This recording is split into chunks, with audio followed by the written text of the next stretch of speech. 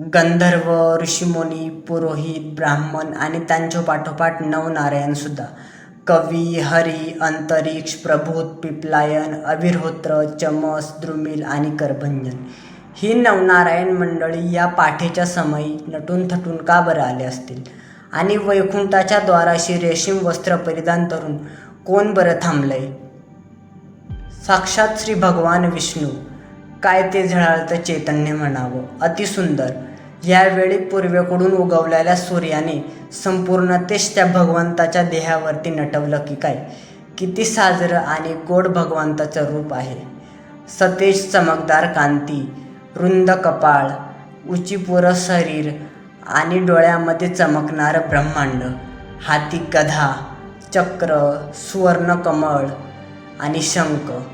अंगावर भरजरी कासे पितांबर वस्त्रे शेला, बहाळी अष्टगंधा रेख. किती विलक्षण अलौकिक रूप. कसली सौंदर्याची खाण म्हणावी ही.